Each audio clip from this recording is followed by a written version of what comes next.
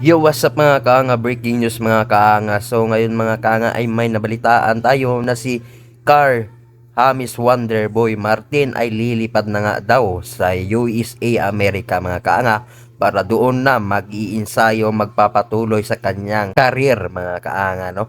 So dito nga mga kaanga ay naghahanda na nga at nag-prepare na dito si Car Wonderboy Martin para sa susunod na araw ay lilipad na si Wonderboy sa bansang Amerika mga kaanga. So dito natin makikita mga kaanga kung bibigyan nga ba itong si Wonderboy matinik na kalaban at malakas at matigas.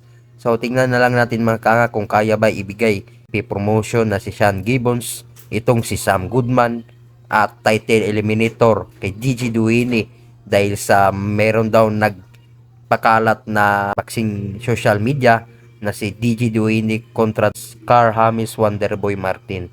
So antayin na lang natin na update mga kaangak kung matutuloy ba yan mga malaking opportunity yan kay Wonderboy pag matutuloy yan dahil sa title eliminator yan sa WBO. Alam naman natin na si DJ Duini hawak ni Sean Gibbons sa MP promotion at ngayon ay hawakin na din itong si Wonderboy ni Sean Gibbons. So antay na lang natin ang update kung matutuloy ba yung title eliminator sa WBO Super Bantamweight Division. So anong sa tingin nyo mga kaanga?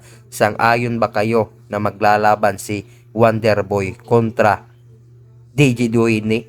I-comment nyo down below para pag-uusap natin yan sa comment section.